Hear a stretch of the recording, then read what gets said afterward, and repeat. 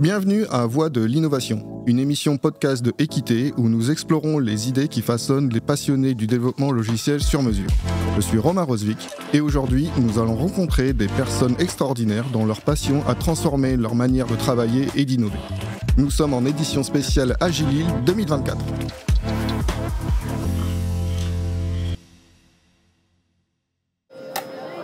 Salut, je suis Xavier, en compagnie de Jamel, Product Family. On est tous les deux pour vous parler un petit peu de nous. Eh ben dis donc, des professionnels en fait. Et là, c'est le meilleur lancement que j'ai eu depuis ce matin. Ah, bravo. Les mecs, ils sont rodés. Hein. Bon, avant de reparler de Product Family, on fait au bout du compte. Et pour les personnes qui ne vous connaissent pas, Jamel, tu fais quoi là, à l'heure actuelle, concrètement, dans l'agilité ?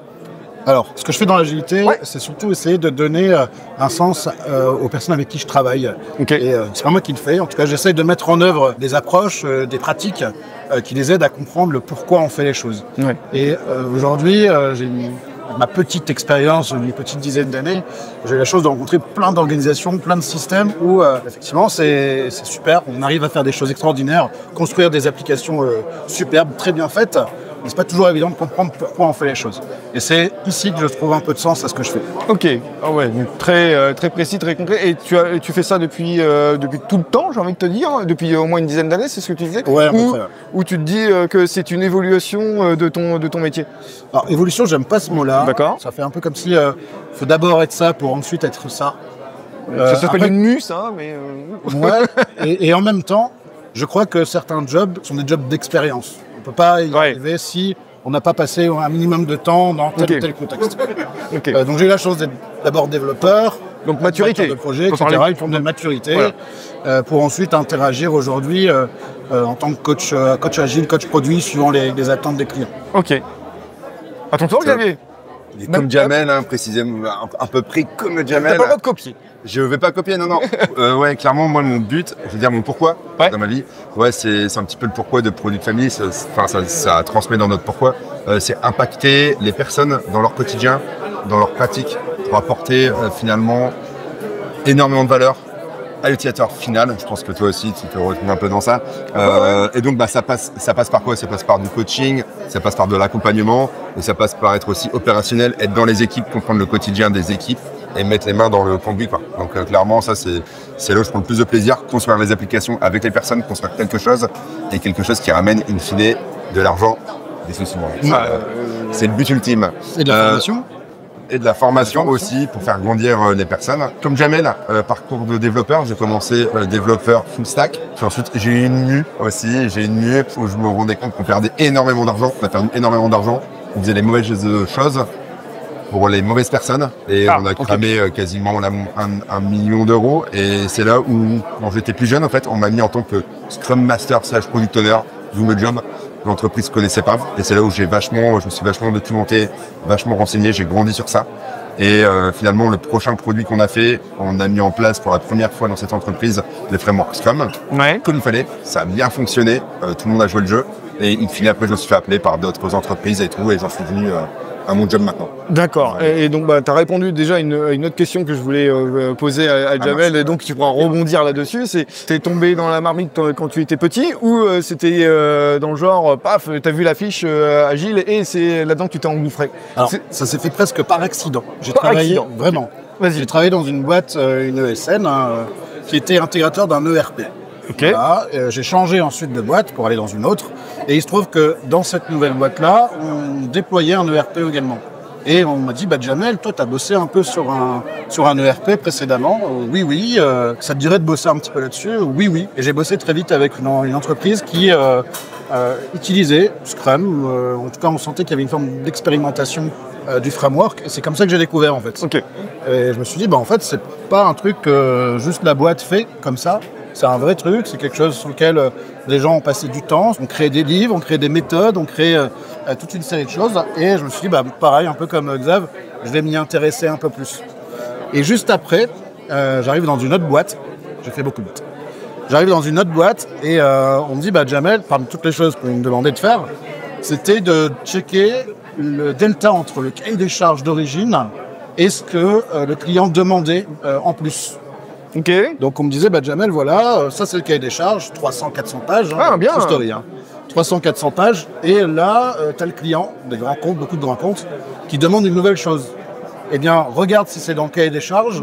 Si ça l'est, c'est tout. Par contre, si ça ne l'est pas, il faut lui refaire une étude, une estimation, un avenant. Un avenant, c'est ce que j'allais dire. Et là, c'était l'enfer pour moi. Je me suis dit, mais attends, moi, il n'y a pas si longtemps que ça, on m'a parlé du Scrum, on m'a parlé de systèmes adaptatifs, etc. Il faut que j'aille plus loin dans ce truc-là. Et c'est comme ça que j'ai continué ensuite. Ok, très bien. Donc, je vois un peu le parcours. C'était plutôt de la gestion de projet ou de la mauvaise, parce que on commençait à regarder un petit peu les détails d'un contrat. C'est ça. C'était exactement ça. Bon, je vois pas où est le rapport de confiance, mais en tout cas, c'est mon avis.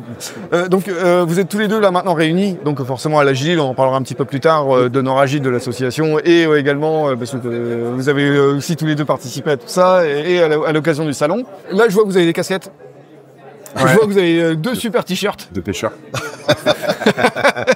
Racontez-moi, c'est quoi l'idée? C'est quoi Product Family? Product Family, je t'en prie. C'est un président. Il y a une histoire avant ça, il y a Clax déjà. Je pense qu'on peut commencer par ça. Non, je pense qu'on va parler de Product Family. Tout de suite. Ouais, on parle de Product Family. Non, moi j'ai rencontré Jamel lors de divers événements proposés par Nord-Agile. Ouais. C'est un petit peu matché comme ça. Le courant est vite passé, sur la même longueur d'onde, la même manière de penser, la même manière de faire, les mêmes soft skills, les mêmes hard skills. Donc il y a un courant qui est vraiment bien passé. On a animé des choses ensemble, on a fait des choses ensemble en off. Et au fur et à mesure, on s'est dit, en fait, pourquoi pas attaquer finalement des sujets un peu plus gros que d'être solopreneur, attaquer des choses un peu plus grosses en collectif. Donc, on s'est dit qu'on a beaucoup de personnes qui gravitent autour de nous, on a beaucoup d'autres freelances qu'on vient nourrir et qui viennent nous nourrir. Et on s'est dit, pourquoi pas finalement créer une sorte de communauté, d'où le family, une sorte de communauté d'experts autour du product management. Parce que c'est ça qui nous anime, c'est bâtir des produits avec de la vision jusqu'au business model, jusqu'à l'application, discovery, delivery, jusqu'au marketing, enfin bref, de A à Z. On s'est dit, allez, yes. Et finalement, on donnait aussi beaucoup de formations en tant que sous-traitant pour d'autres entreprises. On s'est dit, en fait, on a toutes les compétences, on l'a déjà fait, on a toutes les compétences pour être organisme de formation. Et donc, on accompagne aussi les entreprises dans la carrière de leurs collaborateurs à grandir sur tous ces nouveaux métiers qui sont en train de popper un peu partout. Et il faut des référentiels, et du coup, on apporte un peu ces référentiels pédagogiques, théoriques et pratiques. Ok, et pour préciser un petit peu ton discours, Jamel, Product Family, c'est quoi la mission en fait, La mission, Product Family, ça a 1 an. Ouais.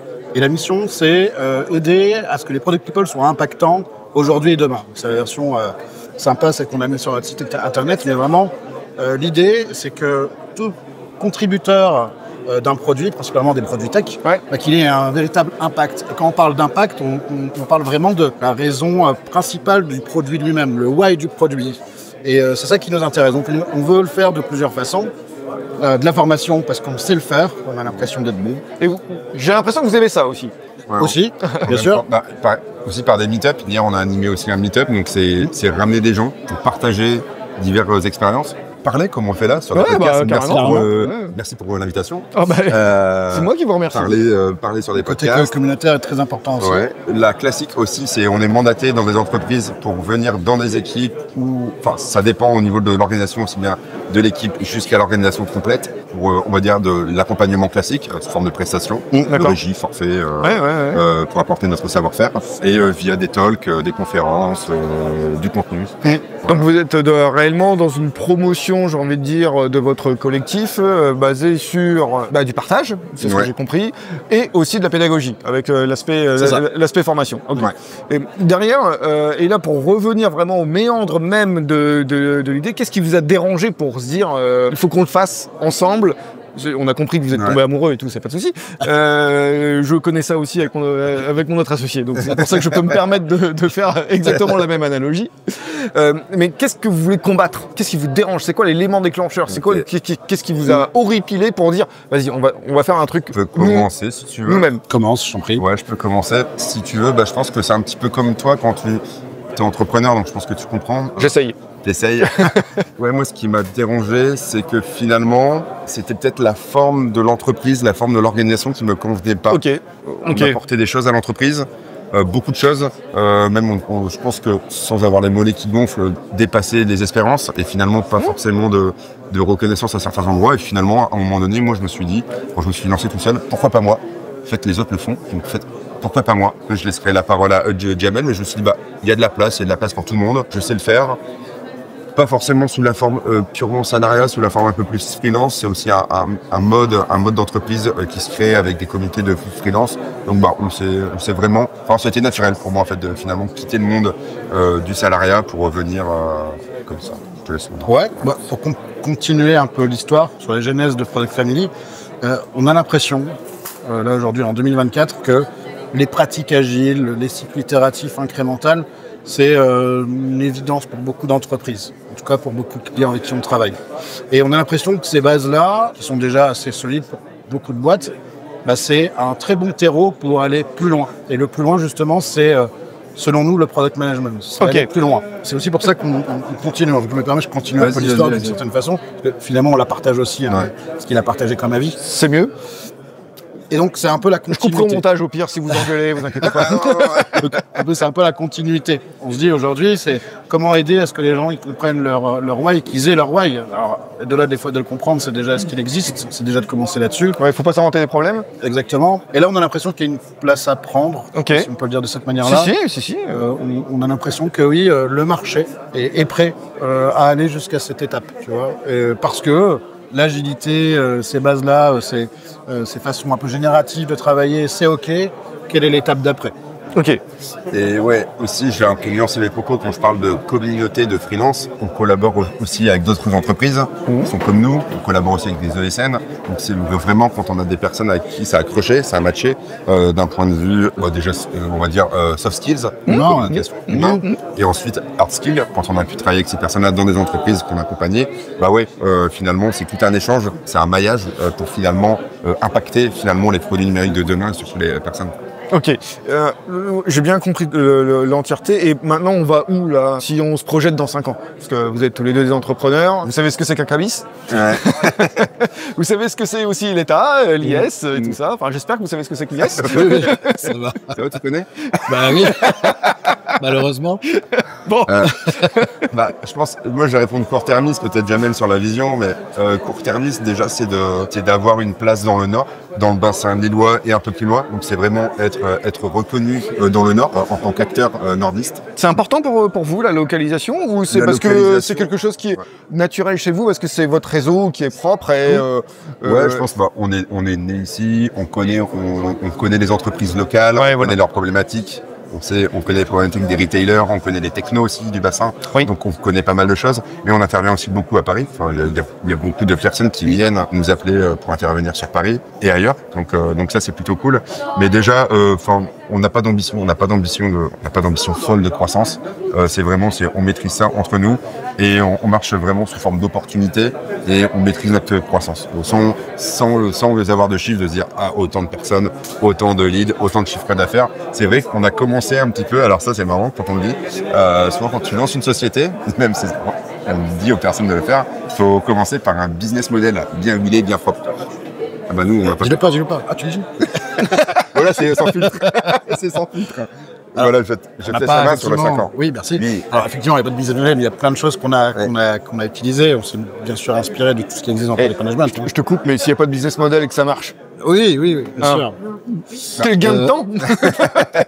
Je rejoins Xav sur le côté court-termiste. Ça va peut-être faire un peu prétentieux ce que je vais dire, parce que je vais évoquer notre objectif à court terme, c'est devenir l'évidence du product management à Lille. Ah ouais, ok. Dans le genre le réflexe. Voilà, je pense on vous appelle quand... Okay. Ça fait un peu ambitieux, mais en tout cas, nous, il faut défendre ses valeurs et ses convictions, et ça, j'apprécie beaucoup. Et ça, c'est sur le court terme, et sur un peu plus le long terme, même si on ne s'est pas vraiment posé, on ne s'est pas regardé droit dans les yeux, comme je te le dire.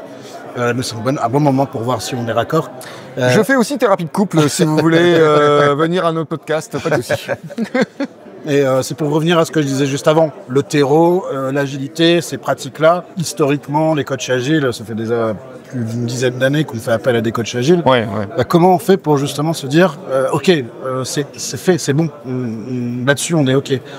Maintenant, travaillons l'aspect stratégique, l'aspect organisationnel, l'aspect impact-centrique. Comment on fait pour travailler là-dessus? C'est ça qu'on aimerait aller chercher dans 5 ans et qu'on devienne aussi l'évidence sur ces aspects-là. Ok, ouais, en tout cas c'est très clair et je vois votre stratégie par rapport à ça.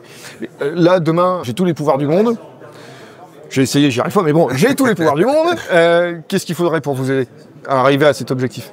Il vous faut des financements, il vous faut d'autres clients, d'autres contextes, d'autres types d'expériences. Qu'est-ce qu'il vous faut? C'est bien, tu poses déjà la question. Là, on arrive à une année fiscale où on est 3. Et... Comme tu l'as dit, je suis entrepreneur, donc j'ai vécu ça. Et donc là, là, c'est le moment de faire les comptes. C'est le moment de mettre les compteurs. On utilise les OKR aussi pour driver notre entreprise. Et donc là, on arrive à la fin de la première année et on est 3 associés. Et là, le but, c'est de se poser, de se parler, de se dire qu'est-ce qui a été, qu'est-ce qu'on a réussi, qu'est-ce qu'on n'a pas réussi, où est-ce qu'elles sont nos faiblesses. Et les gars, what next pour l'année prochaine? Qu'est-ce qu'on va aller taper? On a vu qu'on a des choses, on avait mis la barre là, on n'a pas su. Par contre, là, on l'a mise là, on l'a surclassée. Bon, là, maintenant, c'est de se réajuster entre nous. Et donc, si tu avais un pouvoir magique, là, ça va pas être pour la société, mais plutôt pour le reste du monde. Ouais, safe, si on peut enlever safe à 2-3 endroits, ça peut être cool. Voilà. Oui. Tu vois. J'ai bien compris. Ok. Des petits tacles sympas. Ok.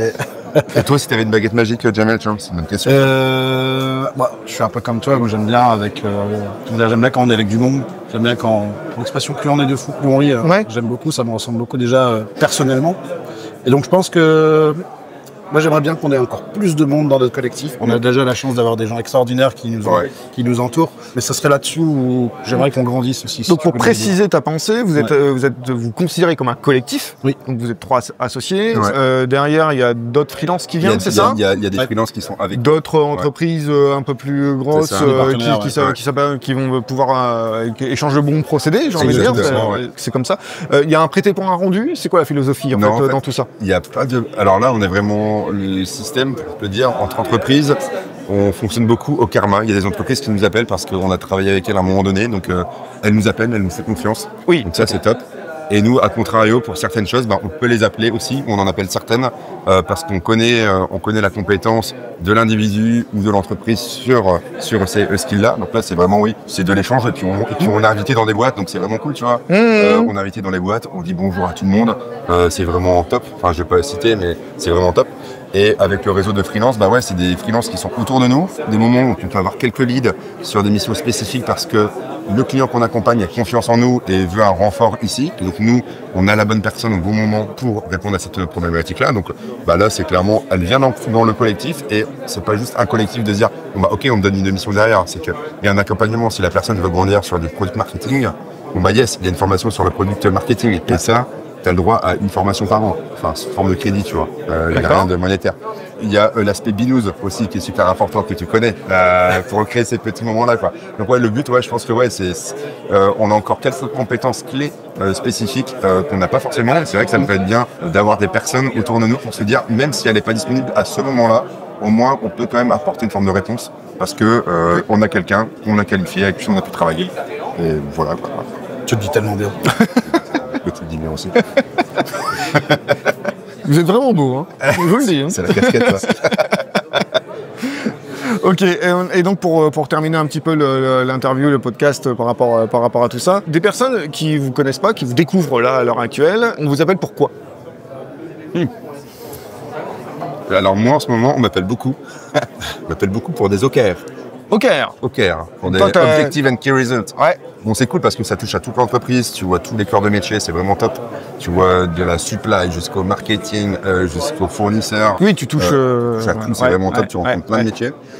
Tu expliques l'histoire des OKR, la genèse. Il y a un plan de formation pour que tout le monde ait les mêmes langages, le même cadre, le même framework, le même document de saisie. Enfin bref, là clairement, c'est tellement rodé que c'est du bouche à oreille, donc c'est encore mieux. Parce que la personne, ça fonctionne bien dans une entreprise. Et ça, quand on t'appelle, c'est une autre entreprise qui t'appelle parce que ça a bien fonctionné là. Bon, là, on va dire que c'est royal, c'est tapis rouge. Ouais, bien sûr. Ça, tu peux donner des exemples, tu peux donner des règles des autres entreprises, comment elles ont fait, comment on a fait là. Donc tu as une sorte de réponse, tu peux même faire des liens entre les entreprises. Donc là, c'est vraiment golden. Mais ok, les OKR, c'est une partie stratégique de tout notre accompagnement. J'aime tellement toucher à toute la chaîne que, des moments où je switch, je vais faire peut-être, s'il y a un besoin pour faire 3 mois de research pour creuser un problème spécifique, c'est top. Là, actuellement, je suis avec les copains de Kiabi à côté sur le rebuild de l'application mobile. C'est vraiment top en tant que product manager. Donc, on peut vraiment jouer à tous les niveaux et c'est ça qui est plutôt cool. S'il faut mettre les gants de gardien de but pour défendre les buts, on va les mettre. S'il faut être ailier pour courir vite, on va faire un petit training, mais on va être ailier pour courir vite, pour se remettre à niveau. Et s'il faut être coach par moment, on peut être coach par moment parce que on a joué sur le terrain. Donc c'est ça, c'est cool. Ok, c'est très clair. Et pour toi, on t'appelle pourquoi? Alors, Voir des coups. Non, je rigole. Est-ce que t'es là, aux trois brasseurs? les contacts que je vais recevoir en entrant, ça va être principalement pour des coachs d'organisation. Ok. Et j'arrive pas toujours à y répondre parce qu'aujourd'hui, je suis pas mal occupé avec Laurent Merlin, qui est un super terrain extraordinaire. Parce que c'est pas que pour Laurent Merlin, c'est aussi pour tous les écosystèmes, notamment ADO et ses plateformes. Sinon, les interactions que je vais avoir, que ce soit entrant ou sortant, ça va beaucoup être pour de la formation. Ok. On est très axé formation avec Product Family. Ouais. Et donc, ça va être principalement les contacts que je vais avoir, en tout cas en ce moment. Ok. Écoutez, messieurs, on arrive à la fin de l'épisode et de l'émission. Ouais, merci Hein, beaucoup. Pour un ce bon petit moment, c'était cool. Carrément. Je vous ai pas Merci trop encore. violenté, ça va? Ah non, mais moi je m'attendais à des trucs. Ouais, plus pointu, mais c'est vrai. ok. Oh bah non, on est gentil. Non, c'est top. J'essaye d'y être. Bon, Bon, en tout cas, merci. à très vite. Ciao. Très Ciao. sympa. Allez, bye. Merci d'avoir écouté Voix de l'innovation. Nous espérons que vous avez trouvé cette conversation inspirante. Suivez-nous sur vos plateformes de podcast préférées pour ne pas manquer nos prochaines émissions avec de nouvelles personnes passionnées de développement logiciel.